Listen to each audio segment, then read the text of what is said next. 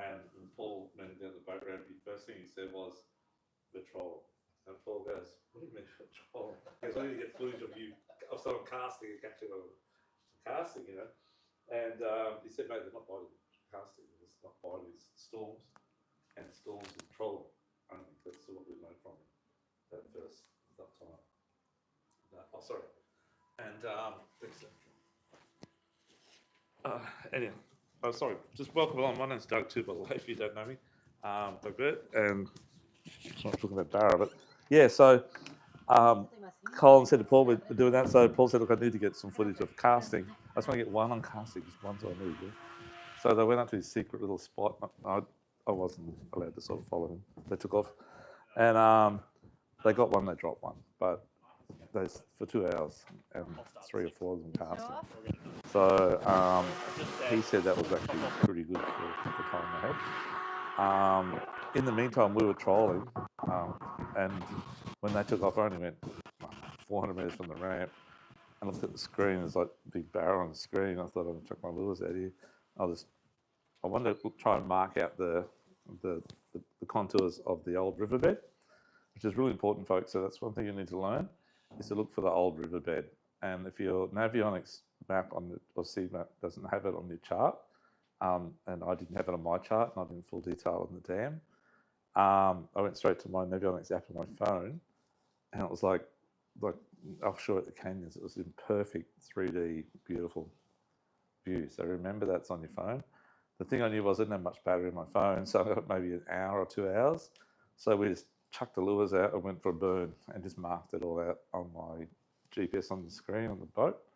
And then my battery went pretty well flat.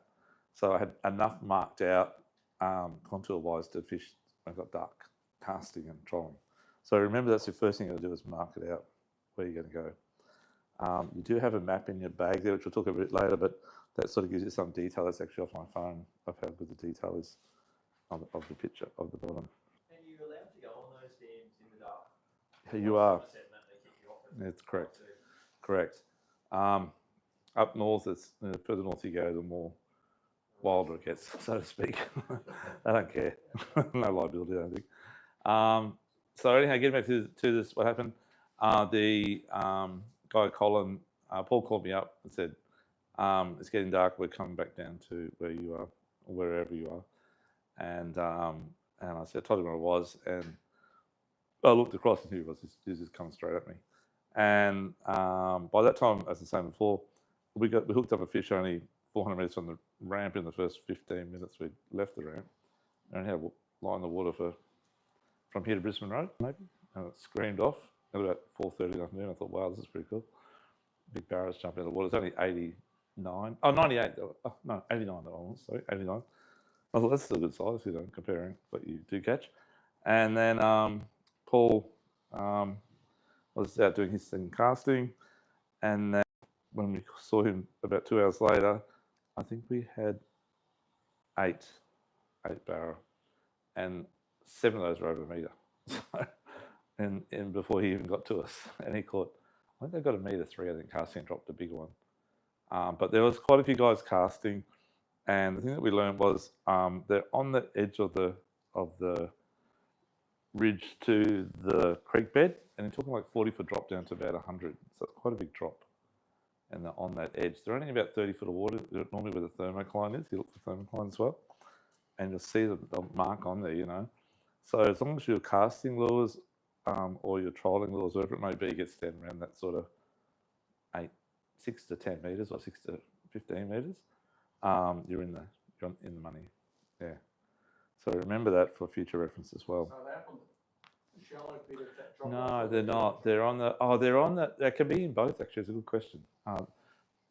Predominantly on the edge, along that edge, I found them, but we found them out in the middle of the abyss in 111 feet too, you know, and caught fish out there too.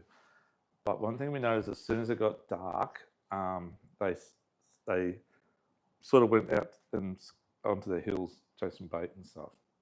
On the hills, I mean, like that comes from 110 up to 30 foot or 40 foot at night. Not night, on the dam, and then it drops back down to 80 or 100, like that. That's underwater hill, so to speak. And that area for casting at night or trolling is really, really good. and when we were out in the middle of the abyss, where we caught them in the afternoon, we didn't catch as much. They were more up on the flats. Yeah, even though it's 30 or 40 foot deep. So remember that for future reference as well. Also, anywhere that was sort of not too deep, it can be 80 feet or 60 feet, but anywhere there's trees, really, really good to cast at night. There is an art to casting at night. How many guys here can't cast a bait caster? You can cast a bait caster, right? No, very good then. Okay. So you don't really know it's going to hit the water, right? You're sort of casting it, you think, to hear a splash. It's either a splash or you've got to overrun. I do use DC reels, so you can cast it like that in the night. It doesn't tangle up. We've got a couple little backlashes. But we had storms, we had 20-knot winds, and they were really on the bite trolling though, but not casting. Not on out trip anyhow. But in past trips, that was a Wonga mark, we've caught them casting quite often up there. More daytime though.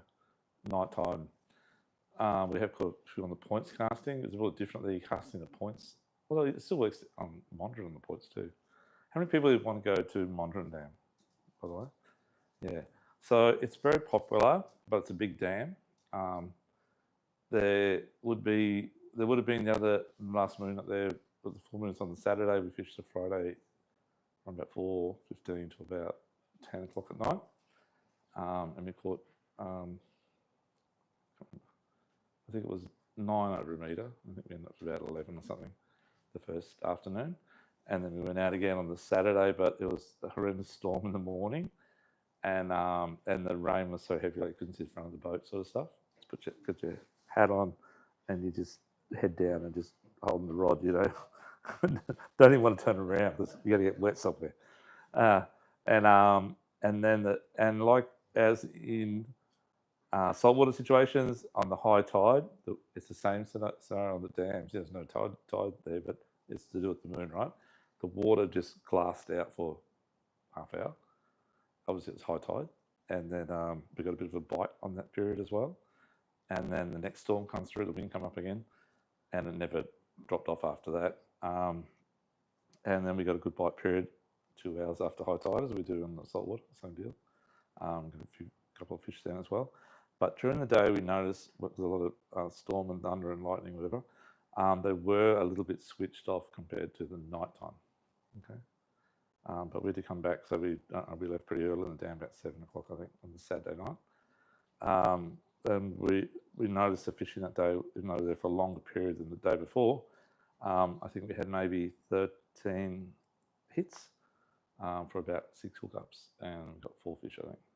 So it was a lot different to the night before because it was predominantly daytime, and there was only those real short little bite periods based upon tide and moon and after the high tide.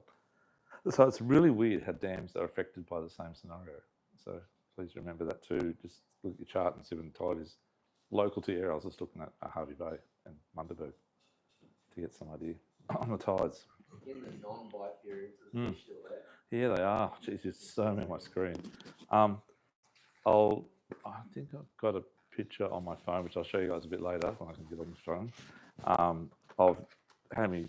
I've just marked, like, if there was more than, say, 3 or 6 fish under the sounder, I marked a little icon. So I'd have 100 icons, and I got sick of marking it, so I stopped marking. Because they're just everywhere. There's millions of barra in that dam. And the place they call the basin, which is up towards the dam wall, so where the boat ramp is, look back to the south towards the dam wall. It was just like, at night, in the afternoon, night time, it was just like, I don't know, pit strip. On the street. It was like, I don't know, 30, 40 boats in there. And it's probably an area about as big as Crab Island to the Seaway and across to Stratty sort of thing. So it's pretty busy. Where everyone leaves their lights off because they're worried about scaring the fish? Or yeah. Do you keep Yeah, we noticed there's a few guys zooming around without any lights on, which is a bit dangerous, obviously. But there's also guys fishing without lights on, the guys casting in particular, so that it does scare the fish a little bit. And I think if you got a spotlight on, which a lot of guys that are new to the area, including us, had a spotty. They'll just use a little handheld spotty like this one here, and just plug in, recharge. It's quite strong, strong enough to see what's in front of you. there was a lot of that going on around the place, but you could hear guys yelling. It's like, turn your spotty off. And other guys are shining because unless you caught Barra at night time, it's a bit daunting knowing where they are when they're jumping as well, especially when it's like a metre or something. It's a big 50-pound fish or 40-pound fish. And next thing, the line's ripped over there and then it's over there. So you can't see it because it's pitch black. There's no lights. So it's a little bit funny. You just get the rod ripped around that way over your hand, you know. But when you're getting close to the boat, they're quite easy to catch. But yes, it's different. Spot, I mean, is it so much more productive, or is it just close to the program? Yeah, I went over there, had a look in the next day during the day because I had time during the day. They were a bit quiet, and there were still guys trolling around and guys casting on the points and stuff like that. Supposedly that's where they get more fish in the basin. A lot of fish move there like this time of year But- because Instinct. they think it's instinct. They think that it's going to flood and they're going to go over. Yeah. So that's why there's closed season on Barra and saltwater, because all the river mouths from the end of October, to the end of February is spawning time. And they all come from all the little tributaries and all the little rivers and whatever into the main river and go down to the mouth of the river and do their thing. Then they go back up and play around again. So obviously they all get to the dam wall and I can't go any further. So they come from right at the back of the dam. There's still fish up the back, don't get me wrong, but the majority of them come, the big ones, come all the way down, all the way down, all the way down, all the way down, and they stop and they get stuck, but they're hungry. So you just cast or troll and catch them. Yeah. Now. So when that same time, mate, so end of October it's the full moon in October is really good, the proper start. Some guys get in the full moon in September, but it can be cool and they'll be a bit quieter. But if it's warm, humid, like Jack type weather, in October right through to February, end of February to go. The biggest, like we want to get, once you go there and get a few fish, you want to go straight back. It's like very, very addictive. And we got guys that come in here every week, nearly every weekend. They're still married. They go back. They go back there every week. It's only 5 hours up the road. It's not far. You get up at 4 a.m. and you're fishing before lunch, you know, and you're not too tired. It's not too far. Have one coffee break on the way through, and but most of the guys, a lot of guys also have your second weekend, and some guys are once a month for like 4 months in a row. But we'd love to go back up there next couple of weeks, but on the next moon, but we're too busy, so we're going to have a crack in January. Yeah. So it's definitely around the moon. Definitely around the moon. The week before, they get them all the time, mate. But you just get that hot bite, particularly at night time, in the few days leading up to the moon. I had to say, probably the 5 days before the full moon up to the day before the full moon would be the best. The day of the full moon is not as good, I don't think. But unfortunately for us, we had it just rained. It rained so heavy. I think we had 3 storms the second day throughout the day, and on the Friday night it rained as well. A couple of times it didn't rain, but I know on Wonga days, Mark's talking about, when it's crystal clear and full moon or near full moon, there's nothing better than hooking up to like a 40, 50 pound barra and just seeing it jump in the moonlight. It's pretty good. Yeah, that's it. Yeah, that's right. It's all those bucket tickets things, you know. Yeah, so, but anyway, we're going to tell you all about how to do it. So, Stu's here now. Yeah, Stu. Yeah, good man. Yeah, good man. Well done. So, look, there's 3 things. Okay, there's soft plastics, and there's an array of soft plastics. There's little ones and there's big ones, vibes and paddle tails. Then you got casting lures like so. Okay, and then you got trolling lures like I've got in my books here, which I'll show you in a moment. But trolling hard bodies. So previous times, going back to Awonga days when the Wonga was in its prime, which is like Mondrian now is like a Wonga 10 years ago. So before they went over the dam, because when they got flooded on Lake Wonga, maybe, I don't know, 10 or 12 years ago, a lot of fish went over the spillway, and a lot died, and a lot made it through, and that's why the fishing's so good on Big Barra down in the dam and the river now, and all the way through Harvey Bay, and I think some even probably get down here for a bit of a swim. But the Mondrian now hasn't gone over for a little while, and hopefully we don't have big floods this year and it still holds the fish. I don't know how many, I think there's 3 being Barra in there. So It would be. there's a lot. Now, on that Saturday night, which is probably November full moon, is probably the busiest time to be there in the whole season in the year. And I'd reckon there would have been, on the Friday night in that rain, there's still 100 boats out there on the boat at night time. But it's a big dam. But the guys that go there all the time, you just see them zip off into the forest in the dark with just their bow light on and their stern light. I'm thinking, they're obviously following the track on the GPS and they're doing like freaking 35 knots in pitch black, raining, and lots of trees, like a forest of our rods downstairs. So, but at the back blocks, there's no people, there's no one, except the odd guys that know what they're doing. And it's good fishing as well. So the map we got there is I've got the first bend, major bend before you go up to, they call Bay ABC, or 1, 2, 3.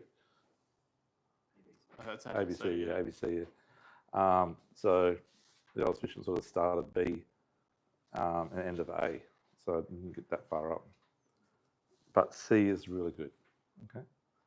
And they say, like, we talk to the guys that go barra fishing all the time there, and they tell us that the fish, you just sit in where the deep old part of the riverbed is and where it's quite narrow between hills that go into the water. And it's just like a highway, you just watch them. A lot of guys got live scope. How many guys do got live scope? Okay, that's okay, good, well done. I don't have live scope. Don't need it, but you know. No, you do need it. It is an advantage, I'll tell you now.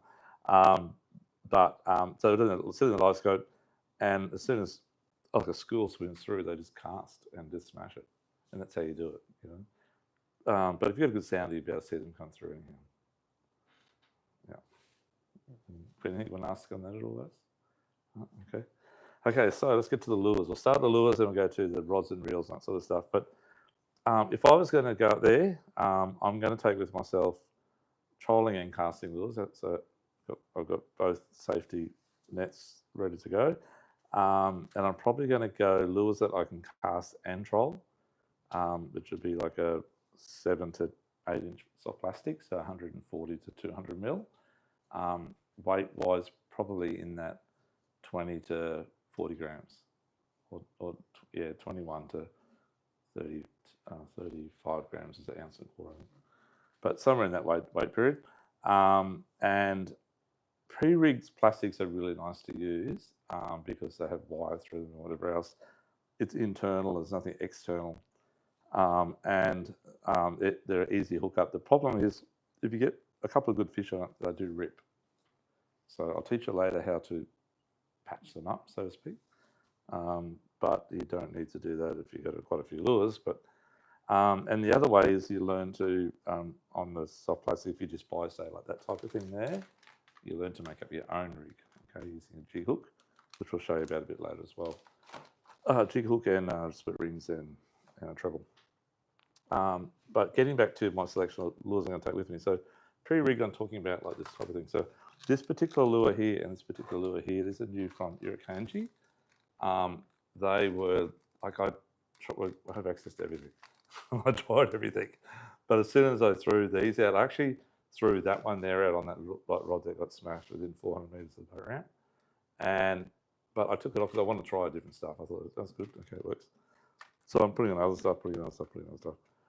And at the end of the first 2 hours, when I tried, caught a few on this and this and that, it was always on this brand. I tried other things, don't get me wrong. Tried probably 10 or 12 different brands. They just work really good. And when we lost a couple of big fish, that got bitten off and chafed at the leader, and we had to improvise and try and find something similar. Other ones got ripped apart. I couldn't find my little burner. You have to get a little burner too, guys. I'll show you what it looks like at the moment. But you need a little burner to patch them back up if that's your favourite go-to lure, and you've only got that one left. You do anything to get it working again. You just throw other stuff and it doesn't work, you know. It probably will work at its time, but that's maybe not at that time. But you patch them back up again, get them back out in the water.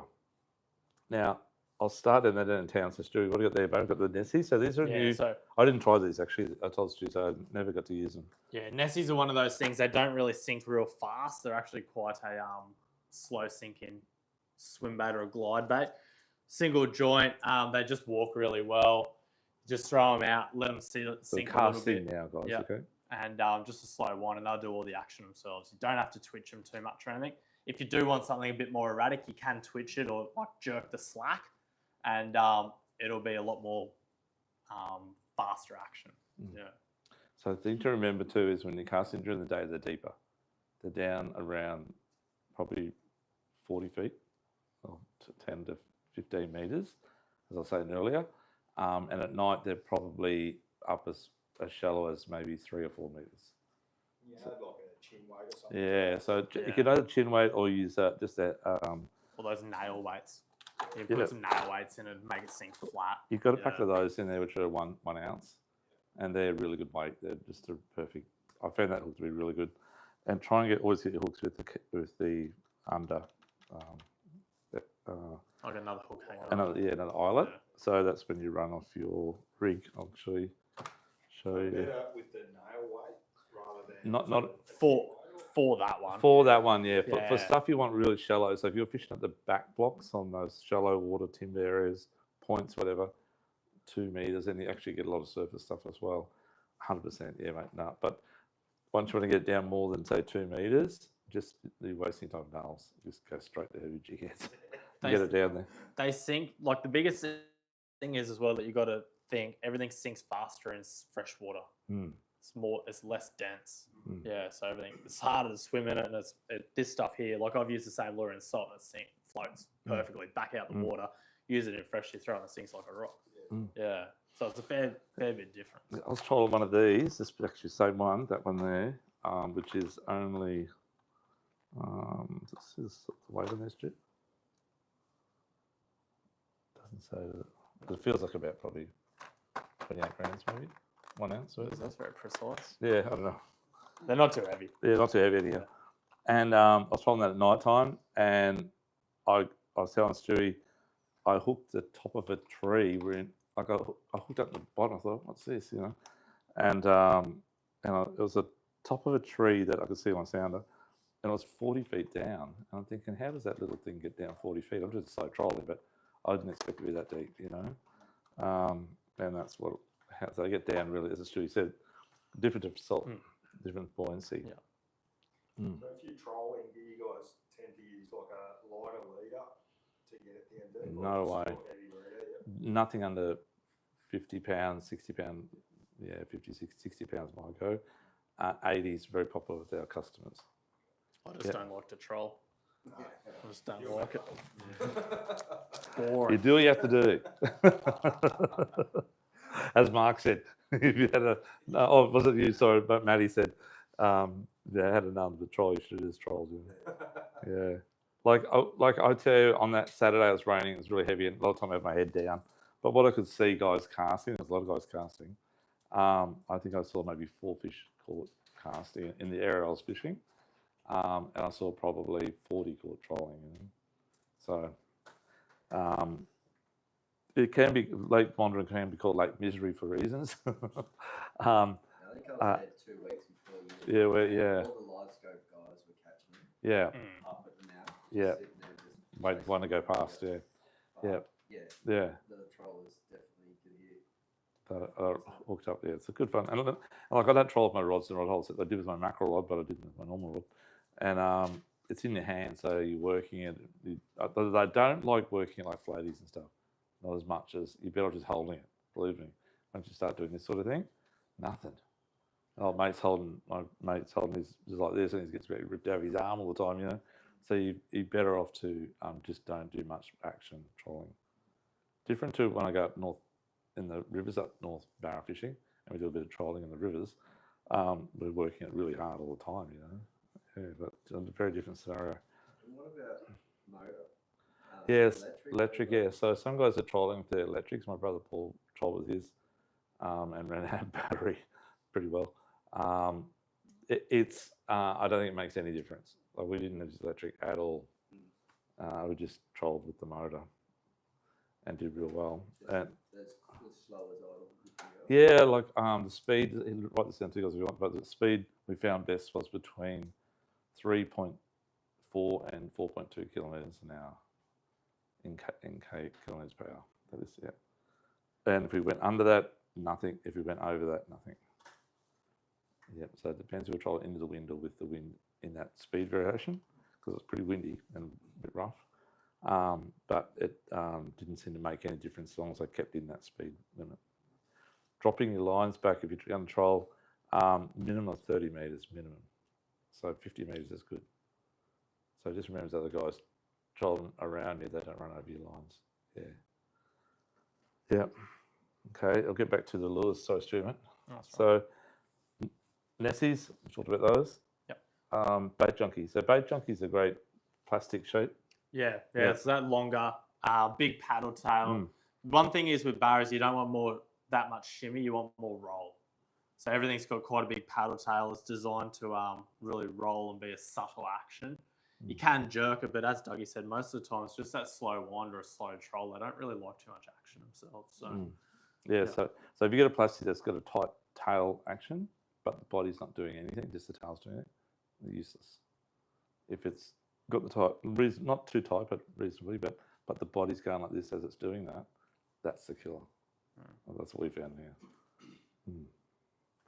Okay, so we're still keeping it unpre-rigged at the moment. So Stewie, Crush City? Same thing, yeah. Crush Cities, like they're just that big paddle tail type design. They're that elastec-y type material, so super durable, and just that big paddle tail, so they do roll. Yeah.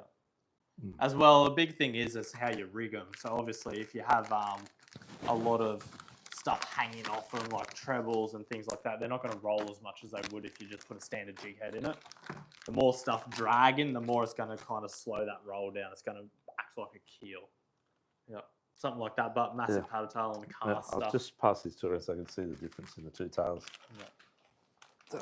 So casts have a massive paddle tail, so that'd be pretty hopeless for trolling, but probably not too bad for casting, because you get the tail kick in slowly, and probably use a fairly decent weight on it to get it down so you can just keep it coming towards you without going too fast.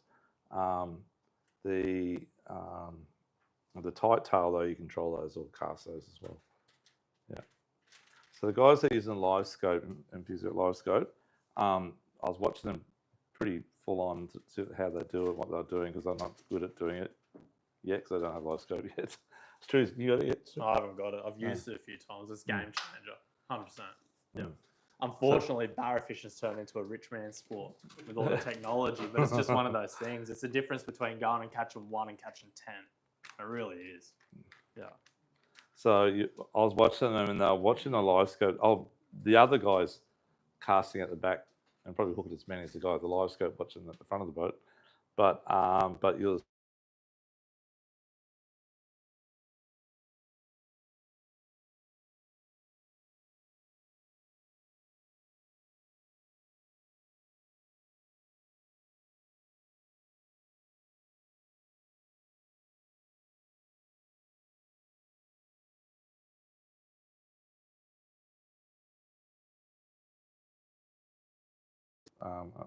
he's got designed the Crush City actually, nice guy.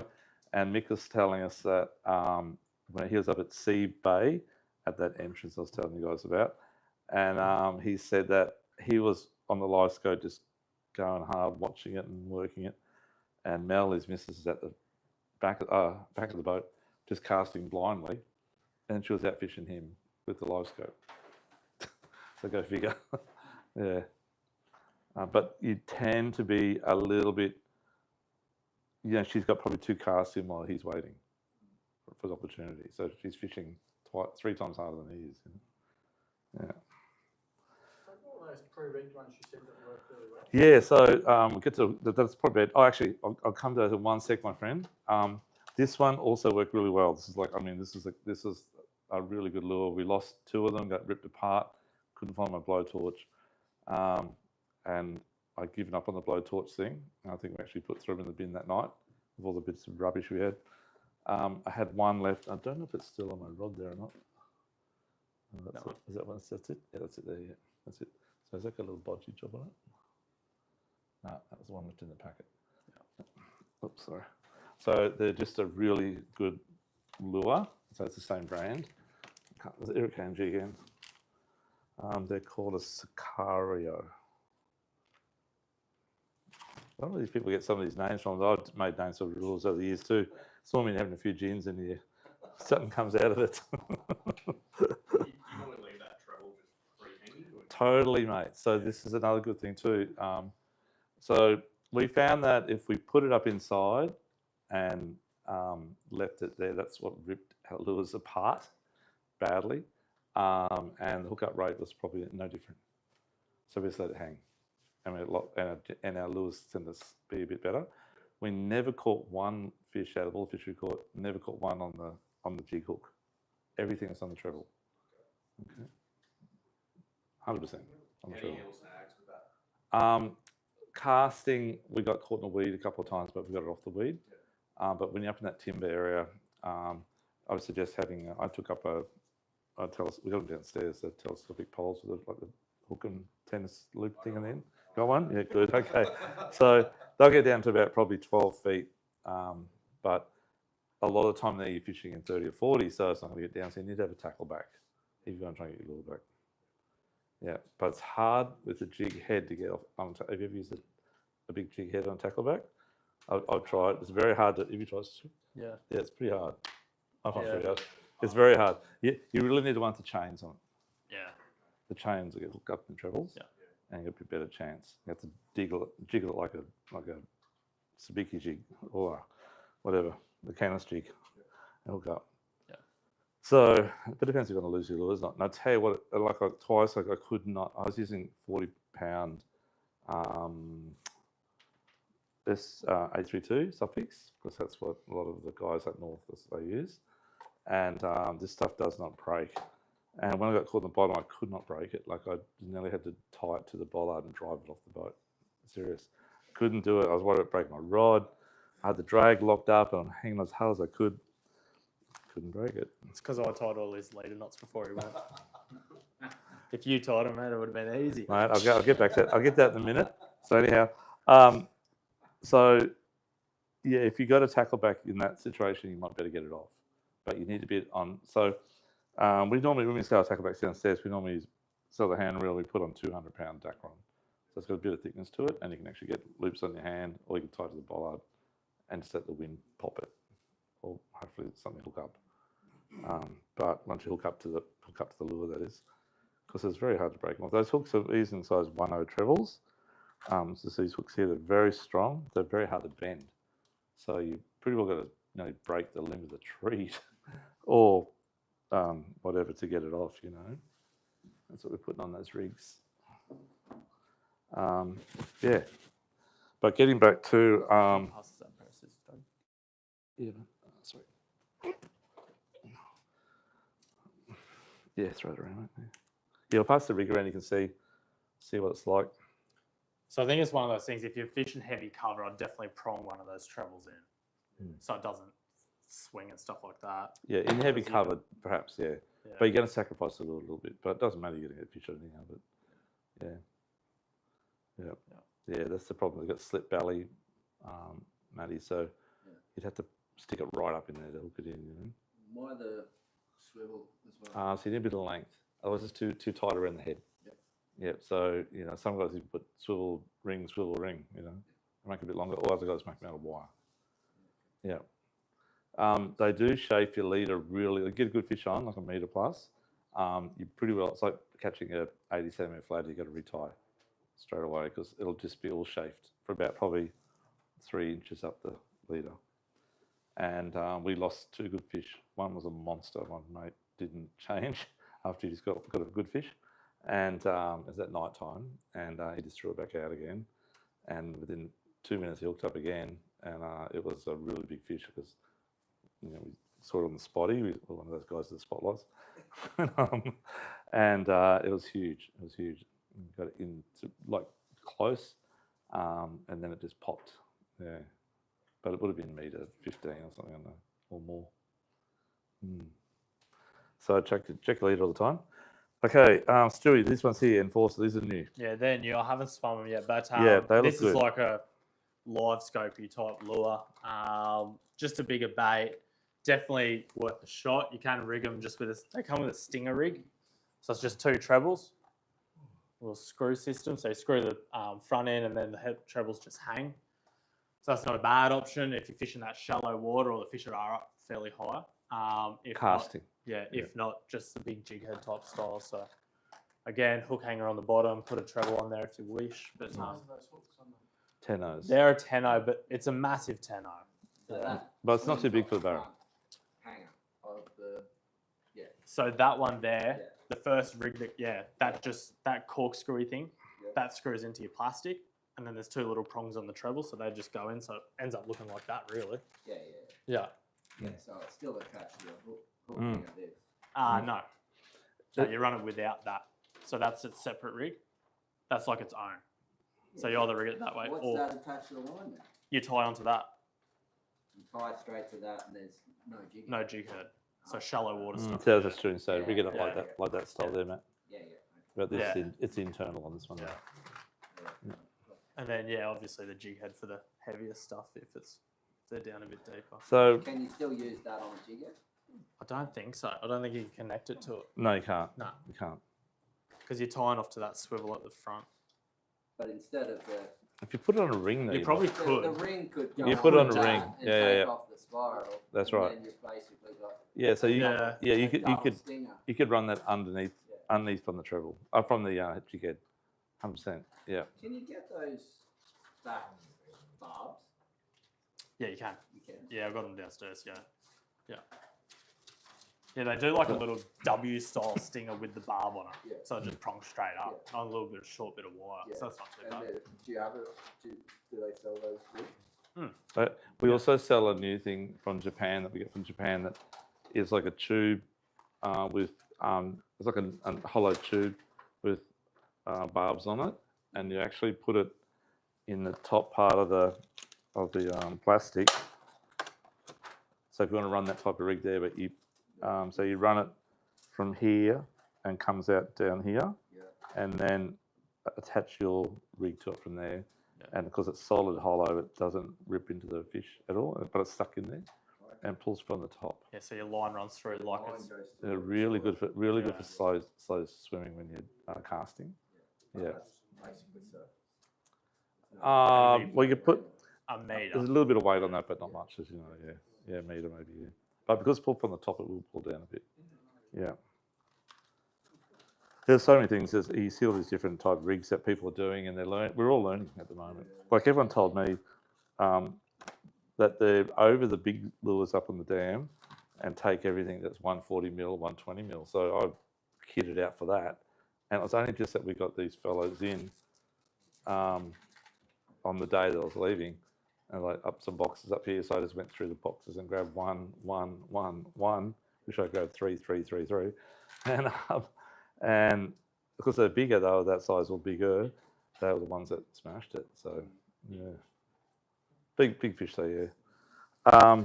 So it's the Enforcer, Stewie. What else we got in? We got squidgies. Was a bit smaller, but 130 is still not too bad. This is like the original dam barrel lure. Just a slick rig, 130 mil, pre-rigged, nothing too special.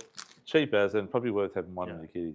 Because sometimes I do want small lures, but So particularly fishing points and stuff like that, like wind-blown points where it pushes a lot of small bait up into that shallow stuff. That's pretty easy to fish through the weed. It's pretty hydrodynamic. You can run different heads in them now, so you can pop that head out and put a head like that in. So it's got that little hook hanger underneath. The heads pop out easy as they just come out backwards. So you just work it out, and then you just put your one in there.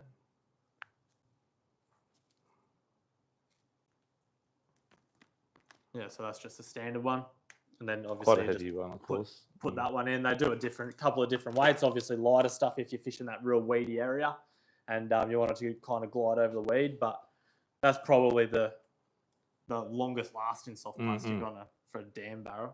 Yeah, That's right. So you're just slow rolling those? this stuff, yeah, slow rolling just through those weedy pockets. and Yeah, stuff. all your casting is very slow, and compared to your trolley, it's quite fast. I'm not fast, but it's a lot faster. Yeah. So any questions on the unpre-rigged ones at all? So you saw the one going around. That's how we rig it up. Okay. So using size 2, you've got it in your bag. Size 2 crane, which is about 40 kilos. Size 6 split rings, similar strength. Size 1/0 treble seems to be the go on those bigger plastics, sort of 6-inch and bigger. And the jig heads are sort of 8/0s is a good size to use over 140 mil plastic. Yeah, 7/0 minimum. So, how do you choose what to run on a given day? Obviously, like you have a wedge tail there to have a very different action. Yeah, massive correct. tail, different profiles, sizes. Stewie casting, what would be your choose if you had to say 5 lures out of the table to take? I always try to run like a couple of hard bodies, and I might have a vibe on a Hard rod. bodies. It depends on where the fish are holding. Like if you can sound some fish first and figure out if they're up the top end or if they're down near the bottom, that's 3/4 of your decisions made up for you. But look, I like that wedge tail type thing going around, like that different type tail, like that type of thing. Does it still roll? Doesn't Yeah. it rolls a little It bit, rolls. It rolls. but yeah.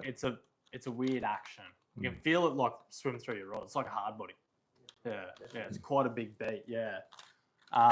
The first ones that I used were those little fuse ones, like that type of style. Up in the northern dams, sight casting them in the shallows, and they climb all over it. But that's a similar tail. Yeah. So Shane Campaign, who's an Australian Barra champion up in the territory, he's a tackle store in Darwin. That's the #1 selling lure across the whole range, just the colours. He's got a bit bigger one now as well. And he's also bringing out one similar in that style as well, in the wedge tail. Yeah. These are another one that's new out from Timmy on S-Tackle. These actually do have a smell to them. Now, I didn't use many scents, but everyone says that bait pop is the go at this, Stewie. Yeah, gold is probably one of the better ones. Yeah. You used ice out on that. I did. Because I said scales on it. Yeah, there's a bit on there. Yeah. Gold's probably one of the better ones. Look, if you got live target or scope and that type of thing, it does make your lure stand out a lot better on the scope, so you can see it. So rub it on the flat surfaces. I don't know, it responds somehow to it and it makes it look bigger. But yeah, it works really well. But I use it for flatties around here. They love it, and barras and stuff. So get back to these ones here. These actually have a little perforated piece at the top here that you can fill it and it just disperses over time. But these are pre-scented as well. But these things have a rattle in them. But not many plastics have rattles in them. We have glass rattles downstairs. We're putting in plastics. And we have the gun from TT that you insert them into the plastic. It's only fairly new in Australia for using rattles in plastics. Well, yeah, the guys have been doing it for years on stuff, but we get to understand a bit better. And it is a difference. It's a game changer as well. So S-Tackle in that one there. Okay, so now we'll go to pre-rigged. So no questions now on the unpre-rigged ones? Everyone's good on that? Okay, cool. So in the pre-rigged, look, we sell everything. And probably I have to say a couple of bigger sellers are definitely the Mollucks in the 140s. I think you've got some there somewhere. Yeah, on your hand. There you go. Yep. And the Mollucks is very, very popular and been around for a little while now. And they're quite heavy. They're nearly 2 ounces, so 60 grams. They are 2 ounces actually. And they do a whole array of colours. Now, predominantly white is the best colour to use, but this trip we found white was actually our slowest producing colour for us, but it could have just been because there was no moonlight, it was just rain. Maybe it had something to do with that. They shine better than the moon, whatever it may be. That we found fluoro was the better colour to use on our trip. Or the AU sort of colour. That's the Mollucks. Shimmer shads, well, we sell a lot of those for barra fishermen because they're bang for buck pretty good. They're around about sort of $14 a lure, pre-rigged with a good owner treble on them, whatever. They do a good array of sizes and colours, and we carry the whole range. In the small lures, the Dr. Shad, that one there is very popular on Mondrian. Okay. It's a ring. It's a ring, is it? Yeah. Okay. Just checking. That rattle. But they are quite good and good product hardware wise on them as well. These boys actually come, I think, second or third in the Barra empowerment comp that's been on recently, for like 7 rounds or it was, and that's their go-to as well. Casting that one. Casting and trolling, troll as well, but casting predominantly. Yeah, how heavy those two?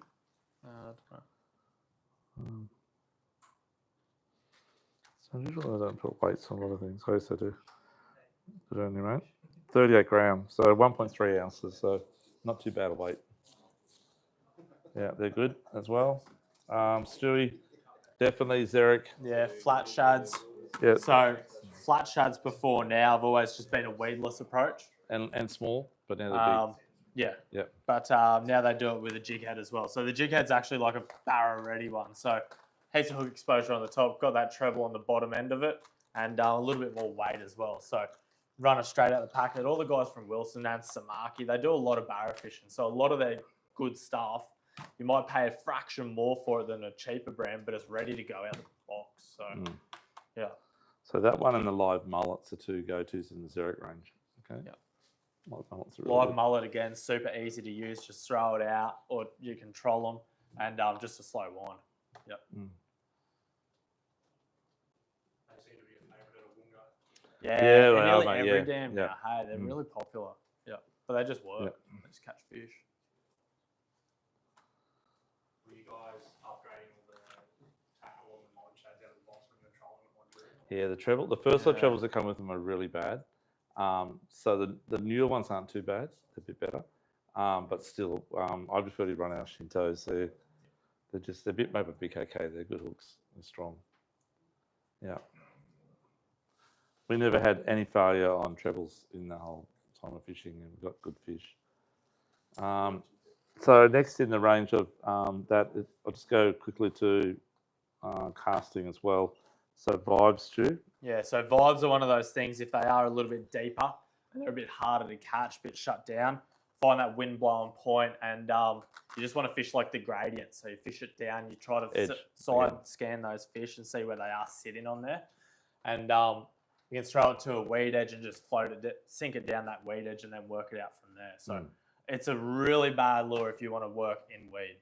It's going to catch heaps of weed. They're just a pain. You can't do it. But if you can find like a gap through the weed or a hole in the weed and that stuff like that, I've caught heaps of barras doing that. So, and it's a good way of fishing. What about the weedless option? I don't like them. They don't hook up that flash. Yeah, they eat them and spit them out too quick. Yeah. So same before as we're talking about with the, I think it's going around, but the shimmer shad, they do a shimmer vibe. It's also quite popular as well. The hooks are really good on it. You don't need to change anything. They've got own hooks, so they're ST56.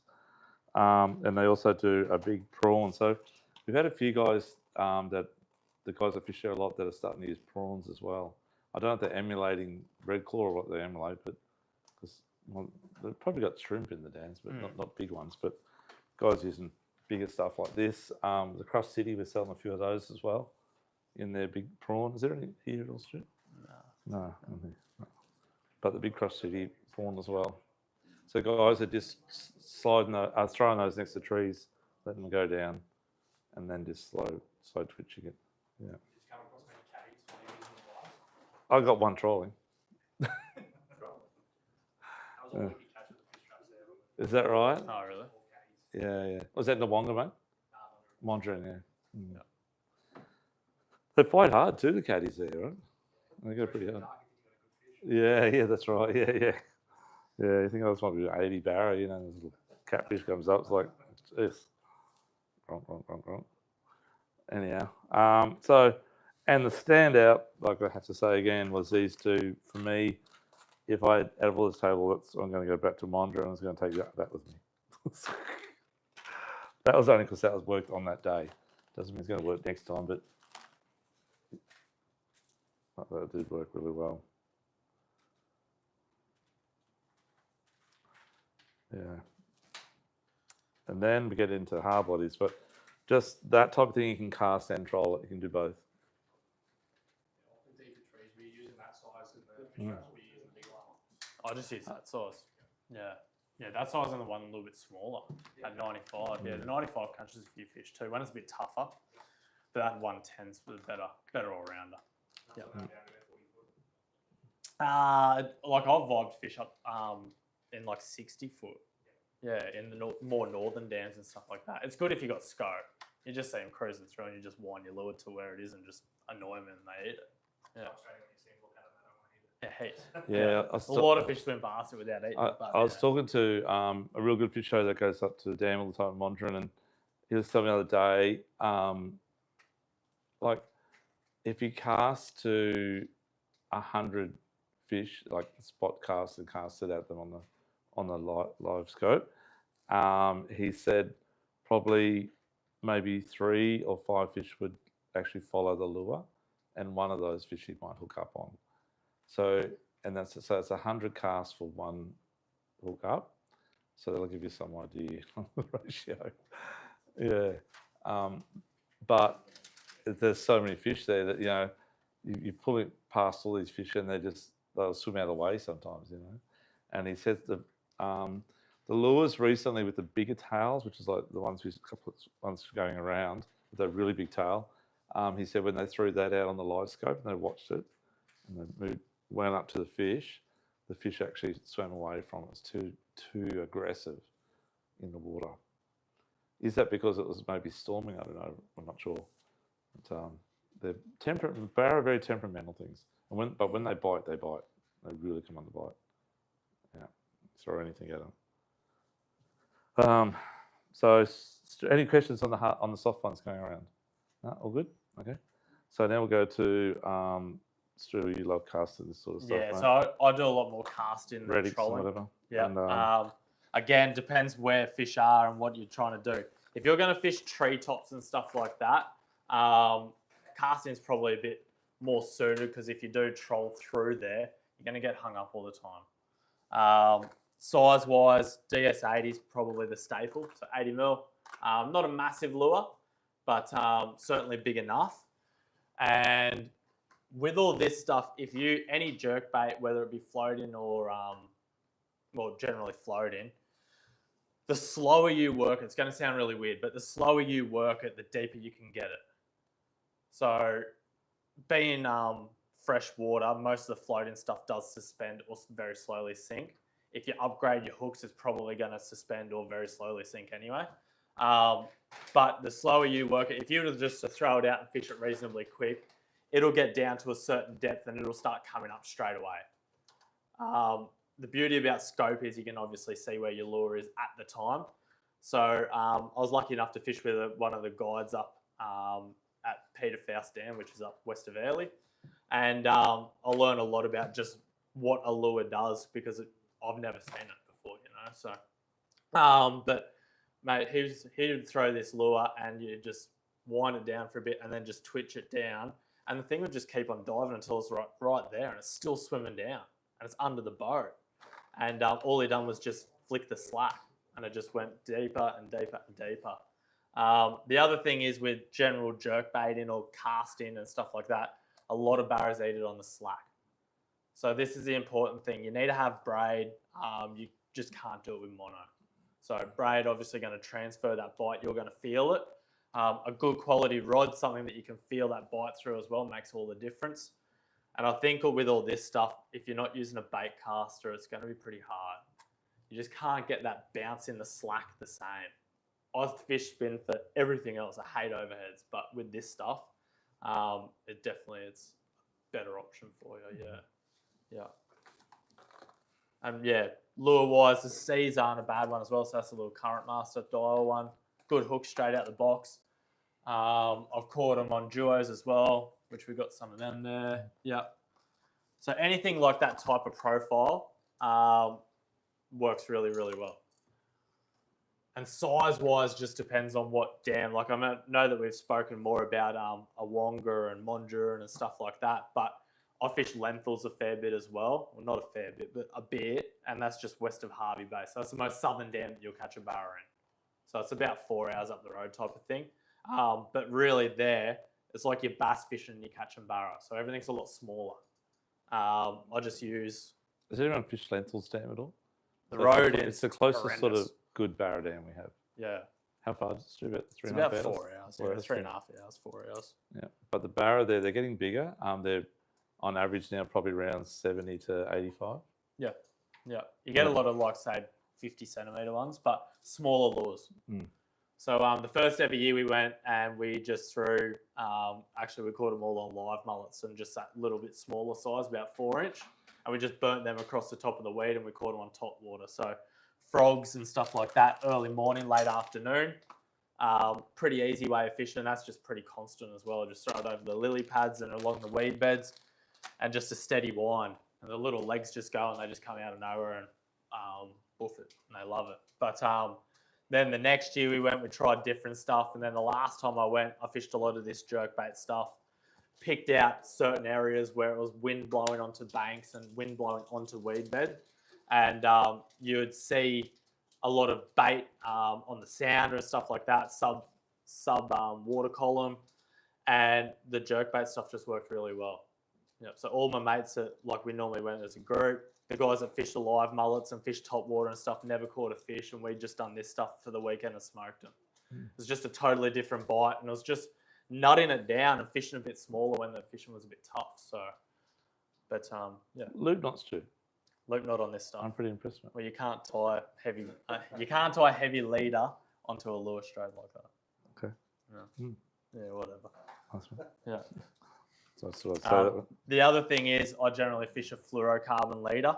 I just think your lure swims a little bit nicer, and definitely if you jerk bait in and stuff like that, It gets it down quick it'll too. sink it down a bit quicker because obviously the fluoro sinks.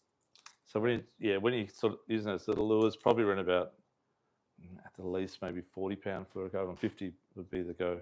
Yeah. Yeah. Which is like using 60 or 70 mono. Yeah. Leader's a big thing. I mean, like we haven't gone through the whole setup or any of that yet, but I've fished a morning before and I went through 2 packets of plastics just getting chewed off. And it was before a storm, they were eating everything. And the lure would hit the water. I sight casted a lot of these fish in pretty shallow water. You'd see them swim over, they'd eat it, and you'd go to set the hook and they'd just give you 2 head shakes and it's done. And that was on 80. It was a hybrid leader.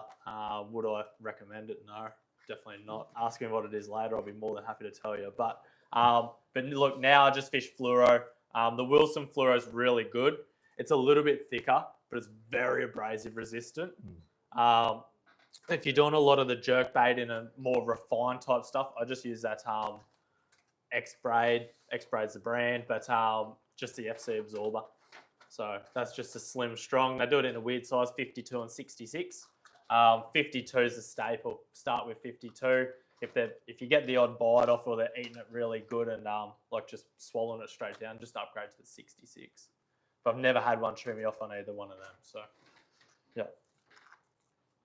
So any questions on the hard bodies, guys? So when you're trolling, if you're going to troll hard bodies, back in the Wonga days, we used to use an array of different brands. We used to use RMT Scorpions, we'd use Arafura, Barra, something or other, deep diving. But gold was the best colour. Gold was red stripes, is really good, bleeding mullet. And trolling just slow behind the boat. Casting, same scenario. So casting those days, this stuff was fairly popular, but shallow was more popular. How do you find out where you went up the Wonga, mate? A bit shallower? Yeah, across the top of the weed, exactly right. So more your traditional style. But now everyone's using deeper stuff, like you're saying, Stu, down there in amongst the school in their face, you know. So you really need to have a couple of deep divers and some shallows as well, and different colours. But predominantly colour-wise, natural bait fish are really good. Gold's really good. White's really good, and fluoro. To have a fluoro colour in your pack as well. Yeah. I'll just grab a couple of these little outfits just to run you through the outfit. Yeah, that one's perfect. I tried the hard bodies here, so the Arafuras, we used to troll those. Barra Classics are really good. So Barra Classic, I like to troll the 15 or the 20s, a bit bigger bibs. But in freshwater, they get down around about 10 metres actually, because it's easy to get down. They're quite wide. They're not a narrow profile, they're quite wide, so really big roll on them. And that's what they like. They like that roll. Yeah.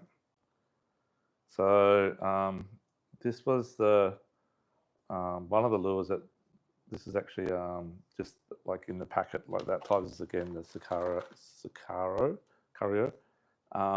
This one actually got ripped right across the whole thing here, but I found my light at the end of the second day in the rain. I had about 2 hours left, and patched it up and threw this out, and I went about 100 meters and straight away hooked up again. I was like, yes. And then I was probably too scared to put it back in the water. We didn't have much time after that, but yeah. So that was all ripped, but it's been fixed. So I want to teach you guys how to do that, but just get into the outfit first. So I'll grab the other one actually, Stewie there.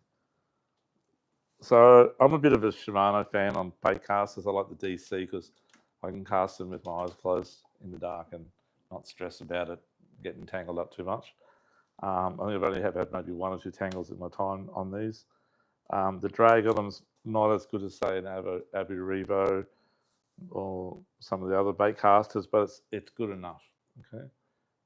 So these have got probably, they say I think it's 6 kilo drag, but it's probably up around about 8 or something in comparison. But the other guys are running like 11 or 13 kilos, and the 13 reels are running even more. But you don't need that much drag. You don't need to pull them out of a snag too much, you know. Some of those trees you're casting, you do, but it's not too bad. So, and then on top of that, I'm running 40 pound in the 832, which I showed you earlier. This stuff here. The pink, it's easy to see, so that's why I'm pink. And the lead on this one here, so Stewie's not end up blasting on this one. This is Stewie's original knot, so yours is still there. No, it's not. That's a horrible Albright. Oh, is it? Yeah, that's Okay. one of yours, man. That's even better. There's a claw fish on it. So Albrights are fine as well. But if you want to do a nice knot. If you've got a rod with small guides on it, learn how to tie an FG. Yeah. You're going to bend guides, it's just horrible. Yeah. Run a short leader. So it's always outside the rod. No, just joking. It is a better knot, but when things are improvising really quickly, it'll do the job. Stu, the other outfit's the spin one there. I think there's a Are they 200s? Those good, aren't yeah 200 in the DC. That's one of the new X Pride in the 163. It's just such a nice rod. Like my mate grabbed the rod out of my hand a couple of times because he was Japanese guy took up there. He just wanted to catch over meter Barra. I had like 3 before he even got a bite. And next minute it's hooked up my hand, and the old mate's run across and said, so I passed him the rod. and it was 1.8 meters, and he had a fat time. But my gosh, because he's only used to catching bass, you know, and the bass are nothing like these things. And the rod, this thing was actually twisting like inside out. I couldn't believe how good it was. Yeah, I was pretty impressed. It's like an ugly stick, you know, but it's full carbon. Great rod. But my spin rod, I put a couple on the spin rod as well. And I cast this all day. I'll cast that too, don't get me wrong. But I cast this as well. But I got, I think, 2 fish on it. It actually feels a bit chafe there, Stu, man. Yeah. So I should cut that off and show you how it feels. This is just, I've got 1 fish on this one. Maybe got 2. It's not very chafe. Must be an undersized one. But that's yeah. But even this amount of chafing, you need to change it. It's enough to a big fish to do you. Yeah. But so that's just a 274 Zodius with a 5,000 Vanford on it. And I love this outfit. It was really easy to cast. Just only like Stewie and me, we're very used to using spin. So I was happy. There's times where spin rods have their place. I mean, like vibe fishing and stuff like that, spin rod's definitely the better rod for it. You get a bit better cast with something like that. You don't have to crack it. And it's just nicer to follow a vibe down with a slightly longer rod. Yeah. Work it a bit nicer, that type of thing. But then there's the stopping power of a bait cast is definitely a lot better. Yep. The ability just to chuck your thumb on there and add a couple kilos of drag when you need to steer that fish out makes a massive difference. You can't really grab the spool of a spin reel; things go wrong. Yeah. I'll cut this off and pass this around as well, just so you can see the doctor work we've done on it.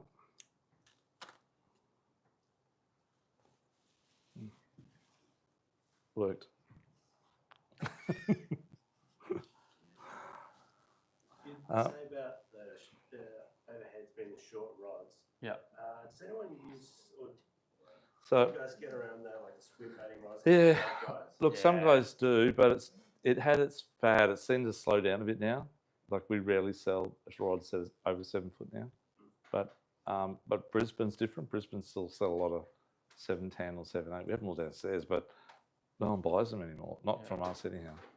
If you're casting a lot of that big bait stuff, yeah, it's probably going to be a bit nicer for you. The double hand casting. Double-handed cast, but Yeah. yeah. But the days of having that like short little 5'6" No barra one bait does cast, that it's anymore. done. Yeah, it's 6'3" minimum. Yeah. 6'3" to 7 foot or 6'10's our go-to size. Like that's 6'7". Yeah. So that's the same rod as what Dougie's got. Dougie's got a 6'3" one. I run 6'7" ones. Yeah. Really good. Yeah. Okay. So, any questions on the rods and reels at all?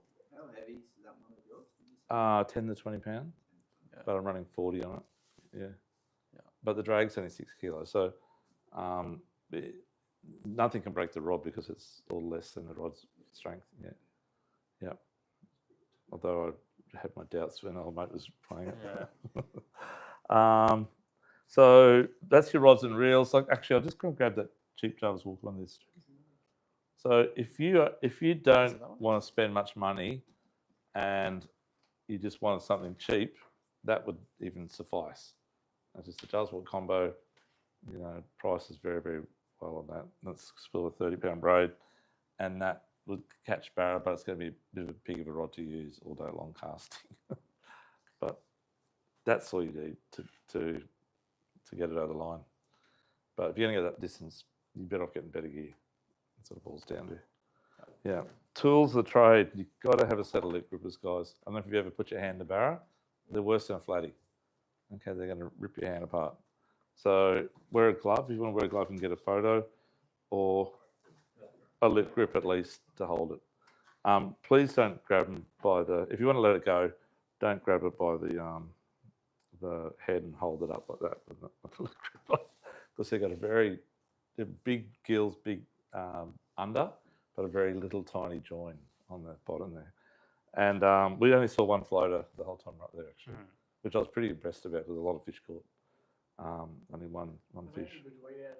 Look, if you're, no offense to the guys on this thing there, but if you're a cowboy, like live on the farm or whatever, fantastic. Because they don't get saltwater fish, they get freshwater fish. It's like eating coral trout, right? And that's what they eat. That's what's true. That's what you're brought up with, right? They're disgusting. Okay. I got a Barra in a Wonga once. So I can't remember if it was a $1.80 or $1.20. I got a $1.28, but I can't remember if it was the big one that was dead or the other one. But it took the lure right down, a hard body right down, casting, and it was bleeding, and it was just no hope fish. So we kept it. And those days we used to hire the houseboat with David Green and all the guys. We had a fat time fishing our hearts out. But we filleted it and then we put it into a saltwater brine to try and give it some life back. And sat it in the fridge for a couple of days, cut it into pieces that size, flour, even added in garlic and I think salt, pepper, and whatever. And then just shallow fried it. And I wish we had a few cats on board. But I guess if we had run out of food, it would have been not too bad.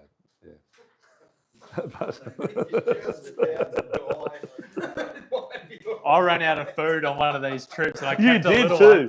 one. And how was it, Stu? Well, we kept a little one. I took Dougie's son, and Dougie's son Yeah, my liked son to eat a Liam, lot. Liam went with Stu, He ate everything, and we ran out of food. But Sorry, it was actually not too bad. But it was only little. It was only little like one would be 70. probably not too bad. But it was real fatty. Like Oh, was really, it really? fatty, yeah. So Yeah, I had right. to trim fat off it. It was Mm. a bit yuck that way, but yeah. Yeah. But If we were you- hungry. We were desperate. If you've eaten bass or yellow belly, you'll know what I'm talking about. Yeah, that's Well, you true. put gulp yeah. sauce on it, probably be not too bad. Yeah. So you said they're spiking your hand. Where? Oh no, no, they got in their teeth. That's why that leader's rasp of just one fish, you know. So they're very aggressive in the mouth. So I try and when I take a quick photo, I try and get my hand. They got like a not around the gills, but just up a bit towards the front of the mouth. You're going from underneath there, and just trying to hold your finger in there and get a hand down here. But my mate is a very bad photographer. He's got good photos of his fish, but not of mine. But and mine looks small, and his look big. And it is what it is. But yeah, take the photo, get them back in the water as quick as you can, get them swimming again. They're quite strong. They're powerful. They'll swim off pretty good. But I wouldn't keep out of the water more than about 2 minutes. Yeah. So you need a set of lip grips, a good pair of pliers to get the hooks out. We'd be surprised the amount of fish that when we got into the boat, the hooks just fell out of the fish into the net. We had one fish. Make sure your net guy knows what he's doing. If you don't, you've got to sort of lead them into the center of the net. So use a fairly big net. There's one like that one over there, Stewie. One that sits fairly like that, not like that, if that makes sense.